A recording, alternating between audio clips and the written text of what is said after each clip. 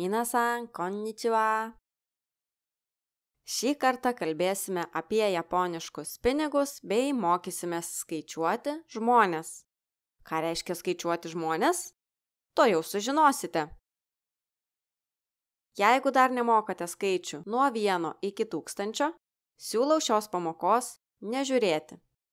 Iš pradžių pasimokykite skaičius, o vėliau sugrįžkite čia.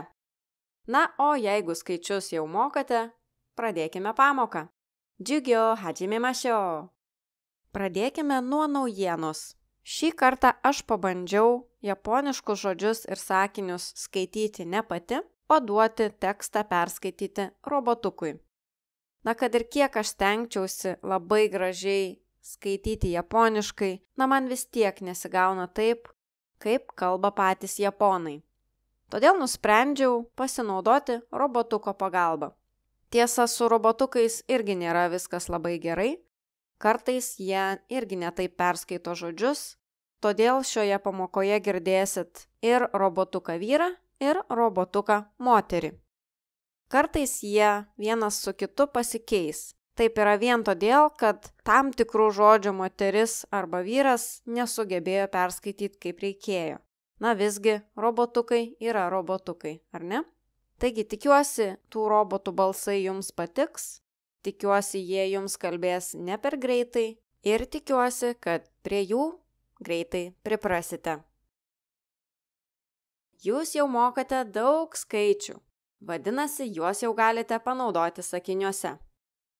Bet ar tikrai? Pavyzdžiui, ar galėtumėte pasakyti japoniškai 3 žmonės arba 5 mokiniai? Jeigu pagalvojote, kad 3 žmonės yra san hito, o 5 mokiniai go gakusei, tai tikrai ne, taip nebus.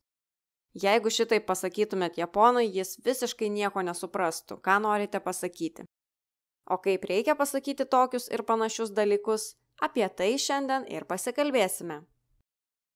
Japonai skaičius naudoja labai įdomiai. Prieš pasižiūrėdami, kaip tai atrodo, pasižiūrėkime, kaip skaičius naudoja lietuviai. Ir to jau suprasite, kad abi kalbos turi kažkiek panašumų, kaip įdomiai jos naudoja skaičius. Pavyzdžiui, pažiūrėkite, kaip mes skirtingai galime vadinti skaičių 2. Kaip matot, jis turi daug kitokių formų. 2, 2, 2, 2 ir taip toliau. Ar taip yra ir japonų kalboje? Na, pasidžiaukim, kad ne, taip nėra. Jau žinot, kad japonų kalboje nėra skirtingų žodžių galūnių. O kaipgi yra japonų kalboje? Japonų kalboje yra kažkas panašaus į štai šitokį lietuvišką variantą. Ką šie 4 sakiniai turi bendro? Šalia skaičiaus mes turime panaudoti kažkokį tai specifinį žodį, kad sakinys skambėtų normaliai. Na, pavyzdžiui, pirmas sakinys – atpjauk 2 riekės duonos.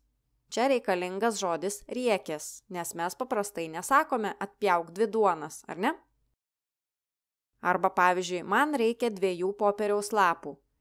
Ne 2 popierių mums reikia, o 2 lapų. Žodis lapų čia yra būtinas. Na, arba apie druską.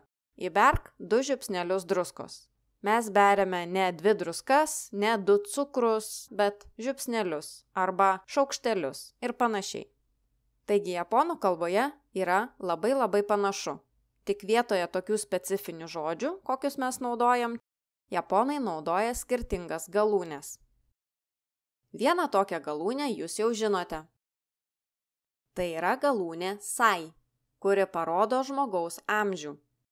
Mums tai reikia prie bet kurios skaičiaus pridėti galūnę sai ir bus aišku, kad kalbame apie tai, kiek žmogui yra metų. Kai skaičiuosime kažką kitą, o ne žmogaus amžių, vietoje galūnės sai naudosime kitokią galūnę. O kiek japonų kalboje tokių galūnių yra? Neišsigąskit, jų yra tikrai nemažai. Pasak kai kurių šaltinių, skirtingų galūnių yra virš 300. Kiek? Virš 300? Tiek išmokti neįmanoma. Jūs tikriausiai pagalvojot. Ne, nesijaudinkit. Tiek daug galūnių mokytis tikrai nereikia. galime išsiversti tik su pagrindinėmis ir svarbiausiomis, dažniausiai pasitaikančiomis galūnėmis. O tokių galūnių yra tik apie 20. Skamba visai nebaisiai, ar ne? Mokėdami apie 20 skirtingų galūnių, mokėsite suskaičiuoti beveik bet ką. Dabar pamatysite 16 galūnių įvairiems dalykams skaičiuoti. Bet aišku, tikrai nebūtina jas visas iš karto įsidėmėti, kadangi nežinosite, kaip jas reikia panaudoti. Jeigu skaičiuosime pastato aukštus arba kartus, kiek kažkas kartų įvyksta, tai bus galūnė kai. Jeigu skaičiuosim pinigus, galūnė bus n. Įvairūs laiko vienetai turi savo galūnės, pavyzdžiui, metai, mėnesiai, sekundės ir taip toliau. Žmonės turi 2 galūnės – nin ir me.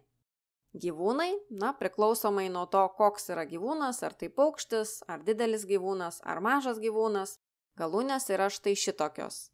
Hiki, wa arba to. Praktiškai bet kokius daiktus nuo 1 iki 10 galime suskaičiuoti su galūnė c. Transporto priemonės arba kažkokius tai prietaisus, mechaninius arba elektroninius, skaičiuosime su galūne dai. Įvairius plokščius objektus, tokius kaip kilimai, popieriaus lapai ir panašiai, skaičiuosime su galūne mai. Pailgus objektus, tokius kaip pieštukas, agurkas ir panašiai, skaičiuosime su galūne hon.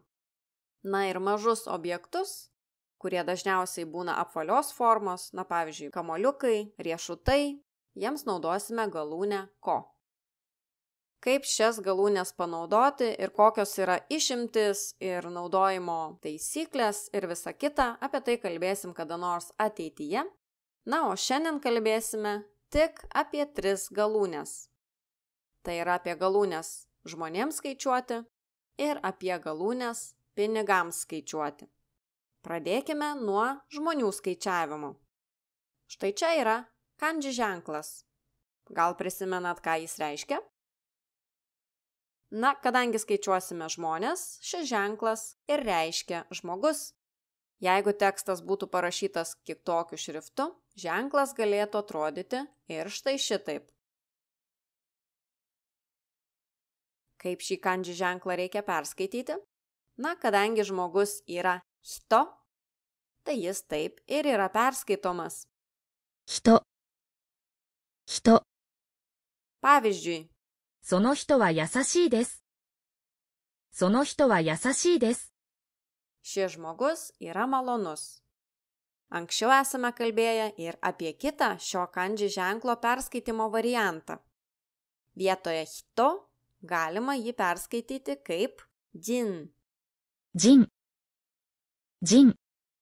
Šitaip ženklą perskaitysime tada, kai jis bus žodžio sudedamoji dalis. Pavyzdžiui, prie žodžio Lituanija, Lituania. pridėję galūnę jin, gausime žodį, リトアニア人。リトアニア人。 kuris reiškia lietuvis. Bet čia dar ne viskas. Yra dar vienas variantas, kaip galime perskaityti šitą ženklą. Nin. Na, o kadagi jis yra naudojamas? Prisiminkime, apie ką šiandien žadėjome kalbėtis. Apie žmonių skaičiavimą, ar ne? Taigi, prie kokio nors skaičiaus pridėję galūnę nin, gausime žmonių skaičių. Pasižiūrėkim į konkrečius pavyzdžius. Čia matote skaičius nuo 1 iki 10. Kai kurie iš jų yra raudoni, nes tai yra išimtys. Pradėkim skaičiuoti nuo apačios. Norėdami pasakyti 10 žmonių, turime prie skaičiaus 10 pridėti galūnę nin. Japoniškai 10 yra 10 10 todėl 10 žmonių bus 10人10人 toliau 9 žmonės. 9 plus nin bus 9人9人 toliau 8 žmonės. 8人8人 Toliau 7 žmonės. 7 žmonės turi 2 variantus. 7人7人 Arba 7人。7人。 6 žmonės, 6人。6人。 5 žmonės. 5人。5人。 Na, o čia priėjome prie pirmosios išimties. Nuo skaičiaus jong nukrenta viena raidė n, todėl gauname, kad 4 žmonės yra ne jonnin, o 4人。4人。 šitą labai gerai įsidėmėkite. Toliau, 3 žmonės yra 3人。3人。 Na, o apie likusias 2 išimtis buvome kalbėję kažkada anksčiau. Bet pasikartokime. Norėdami pasakyti vienas žmogus, sakysime 1人。1人。 o 2 žmonės. 2人。2人。 Čia, kaip matote, nėra jokių galūnių nin. Šias išimtis yra labai svarbu įsidėmėti. Taigi, perskaitykime visus šiuos skaičius dar kartą nuo pradžių. 1人。 1人。 2人。 2人。 3人。 3人。 4人。 4人。 5人。 5人。 6人。 6人。 7人。 7人。 7人。 7人。 8人。 8人。 9人。 9人。 10人。 10人。 Na, o dabar pereikim prie sakinių pavyzdžių. Jeigu norėtumėte užduoti klausimą ir paklausti, kiek žmonių, prie klausiamojo žodelio nan reikėtų pridėti žmonių galūnę nin ir gausime žodį nannin. 何人？ Kiek žmonių? 何人？ Kitas variantas, kaip galima paklausti tą patį, yra štai toks. 何名様？何名様？ Tai yra labai mandagus variantas. Vietoje galūnės nin čia yra galūnė me, prie kurios pabaigoje dar yra pridedama super mandagi galūnė sama. Štai tokį klausimo variantą galima išgirsti, įėjus į kavinę arba į restoraną Japonijoje. Jomis pasitikdami, darbuotojai beveik visada paklausia šio klausimo. 何名様ですか？何名様ですか？ Keliese būsite.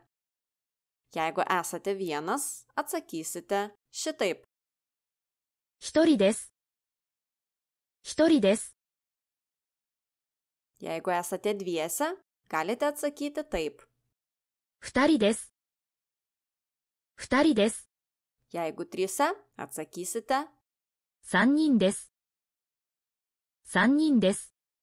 Na ir taip toliau. Prieš pereidami prie kitų sakinių pavyzdžių, susipažinkime su keliais naujais žodžiais. Pirmasis žodis turi labai keistą tarimą.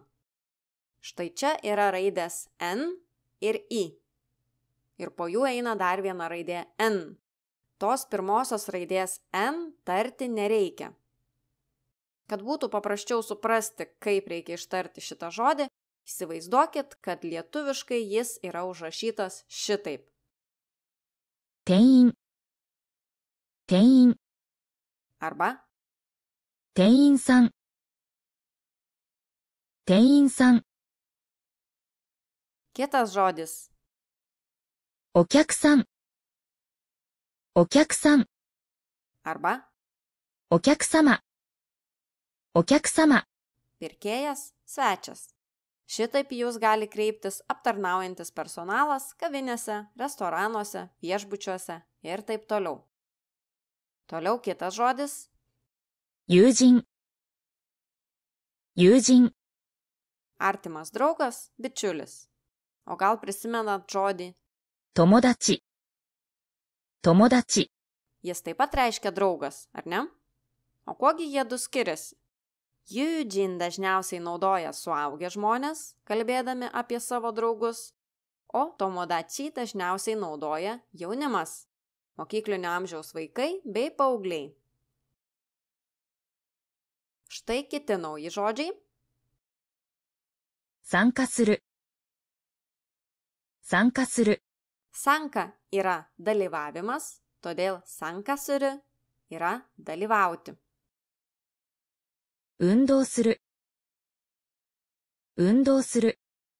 Undo reiškia mankšta, todėl 運動する。 reiškia daryti mankštą arba mankštintis, sportuoti.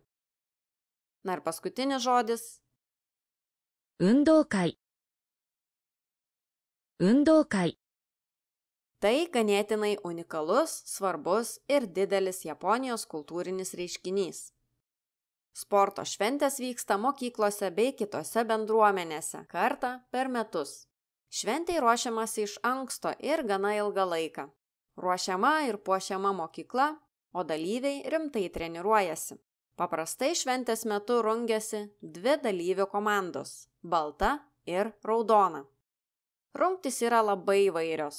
Tai estafetės, kamuolių metimas į krepšius, šuolis į tolį ir taip toliau. Šventės pradžioje ir pabaigoje vyksta iškilmingos atidarymo ir uždarymo ceremonijos. Šventės pasižiūrėti ir sirgti už dalyvius ateina ir mokinių tėvai. Neretai ir jie dalyvauja tam tikrose rungtyse. Šventės metu yra akcentuojamas bendruomeniškumas, sveikata ir komandinis darbas. Na tai pereikim prie sakinių pavyzdžių. 兄が2人います。兄が2人います。 Turiu 2 vyresnius brolius. 友人が4人います。友人が4人います。 Turiu 4 bičiulius. お客さんが3人来ました。お客さんが3人来ました。 Atėjo 3 svečiai.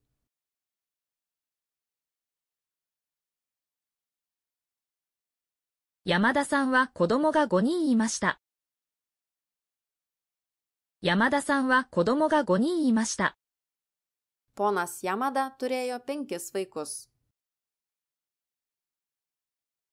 あそこに女の人が2人います。あそこに女の人が2人います。 Ten yra 2 moteris. 今夜3人で映画館に行きます。今夜3人で映画館に行きます。 Šį vakarą 3 eisime į kino teatrą.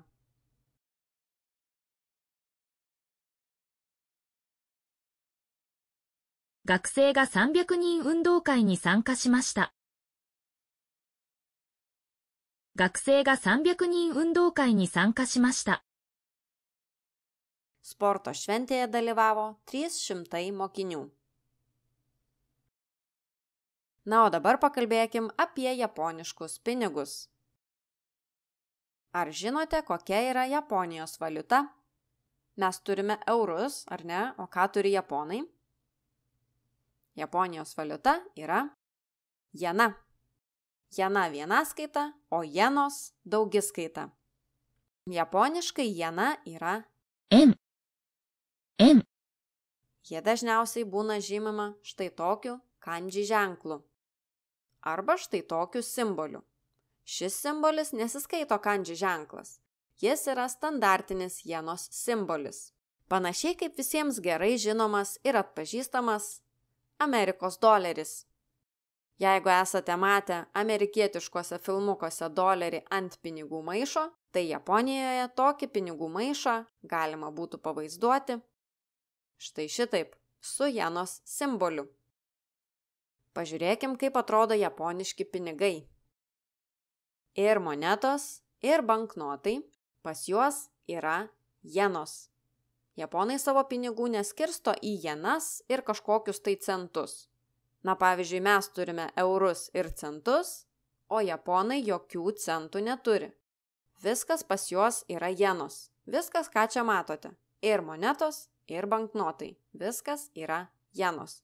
Todėl jų kainos neturi jokio ženklo po kablelio. Na pavyzdžiui, Europoje mes esame pripratę prie šitokių kainų.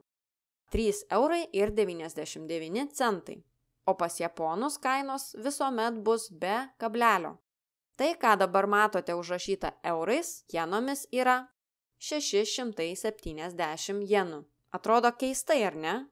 Kaip gali būti, kad 3,99 € yra 670 jenų? Bet taip ir yra. Kainos Japonijoje atrodo visai kitaip negu pas mus. Pavyzdžiui, pusės litro vandens buteliukas Japonijoje kainuoja apie 100 jenų. Kava kavinėje apie 500 jenų. Pietus apie 1000 jenų. Šitokios kainos buvo 2024 metais. 1 euras buvo lygus apie 160 jenų. Jeigu norėtumėte pasakyti kainą jenomis japoniškai, iš pradžių reikia pasakyti skaičių, o prie to skaičiaus pridėti galūnę N. Štai dar kartą pasižiūrėkime į jenos kanji ženklą. Jeigu jis būtų parašytas kitokiu šriftu, jis galėtų atrodyti ir šitaip. Susipažinkim su 2 naujais žodžiais. Moneta yra 玉、玉、 o banknotas 札、札、 Pasižiūrėkim į konkrečius skaičius. 1 jena yra, 1円、1円、 nors tarp skaičiaus ichi ir galūnės n nėra raidės i, bet įsivaizduokime, kad ji ten yra parašyta, todėl stenkime šį žodį taip ir ištarti. Ne ichi n, bet ichien. 1円、1円、 Toliau 5 jenos, 5円、5円、 10 jenų, 10円、10円、 50 jenų, 50円、50円、 100 jenų, 100円、100円、 500 jenų. 500円、500円、 Atkreipkite dėmesį į 1000 jenų tarimą, nors yra užrašyta kaip senen, šį žodį reikia tarti kaip 1000円、1000円、 2000 jenų, 2000円、2000円、 5000 jenų, 5000円、5000円、 10 000 jenų. 1万円、1万円、 Kodėl parinkau būtent tokius skaičius? Todėl, kad tokie yra japoniškų jenų nominalai. Perskaitykime juos. 1円玉、5円玉、10円玉、50円玉、100円玉、500円玉、1000円札、2000円札、5000円札、1万円札。 Prieš pereinant prie pavyzdinių sakinių su jenomis, štai dar keletas naujų žodžių, kurie labai pravers, jeigu kada nors apsilankysite Japonijoje esančiose parduotuvėse arba restoranuose. から、から、まで、まで、袋、袋、お釣り、お釣り、会計、会計、勘定、勘定、クレジットカード、クレジットカード、現金、現金、暗証番号、暗証番号、のみ、のみ、大丈夫、大丈夫、かしこまりました、かしこまりました。 Pradėkime nuo labai paprasto dialogo ir pamažu pereisime prie sudėtingesnių. これはいくらですか？これはいくらですか？ kiek tai kainuoja. 1200円です。1200円です。 1200 jenų. Į tokį klausimą pardavėjas gali atsakyti ir šiek tiek kitaip. Vietoje des galime išgirsti ni narimas. 500円になります。500円になります。 Tai bus 500 jenų. Šis variantas yra žymiai mandagesnis už pirmąjį. Štai kitas dialogas tarp pirkėjo ir pardavėjo. これいくらですか？こちらが2310円になります。はい、わかりました。じゃあ、買います。ありがとうございます。これいくらですか？こちらが2310円になります。はい、わかりました。では、買います。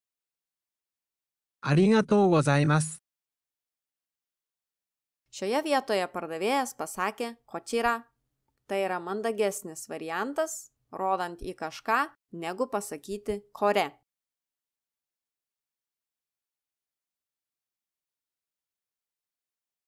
これお願いします。330円です。はい、1000円からお願いします。はい、1000円預かりします。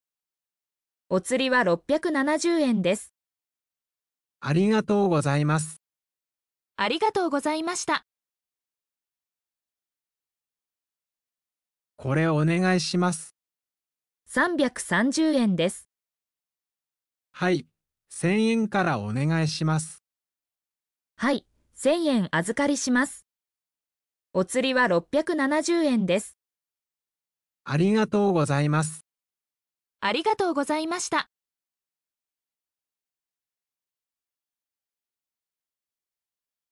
すみません、お会計お願いします。はい、お預かりいたします。こちらお会計が5060円になります。カードで大丈夫ですか？はい、大丈夫です。ありがとうございました。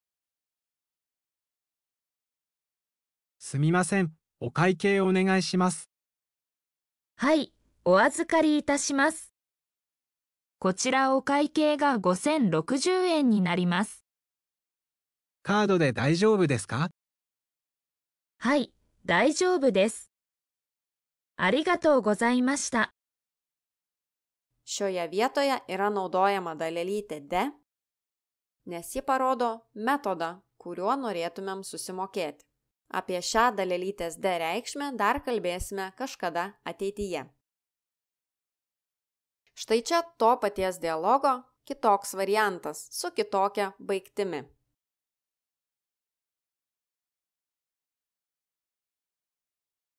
すみません、お会計お願いします。はい、お預かりいたします。こちらお会計が5060円になります。カードで大丈夫ですか？申し訳ございません。現金のみです。はい、わかりました。じゃあ、1万円からお願いします。すみません、お会計お願いします。はい、お預かりいたします。こちらお会計が5060円になります。カードで大丈夫ですか？申し訳ございません。現金のみです。はい、わかりました。じゃあ、1万円からお願いします。 Štai čia dialogas apie maišelius. Personalas labai dažnai klausia, ar reikia maišelio. Taigi štai čia pamatysite, kaip galima atsakyti klausimą. 袋は必要ですか？おいくらですか？ 5円になります。いいですか？はい、お願いします。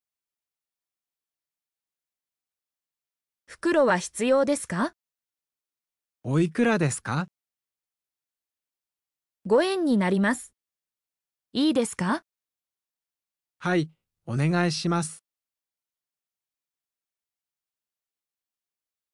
Na, o jeigu jums maišelio nereikia, galite atsakyti štai tokiais variantais.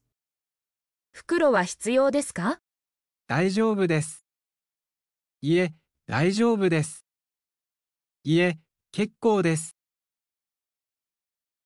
袋は必要ですか？大丈夫です。いえ、大丈夫です。いえ、結構です。クレジットカードでお願いします。タッチタイプですか？差し込みです。かしこまりました。暗証番号をお願いします。はい、ありがとうございます。クレジットカードでお願いします。タッチタイプですか？差し込みです。かしこまりました。暗証番号をお願いします。はい、ありがとうございます。O dabar bonus faktas. Pasižiūrėkime dar truputėlį į kanji ženklą, kuris reiškia žmogus. Kai tą kanji ženklą galime perskaityti kaip nin arba jin, iš jo yra sudaromi įvairūs žodžiai, kurie yra susiję su žmonėmis.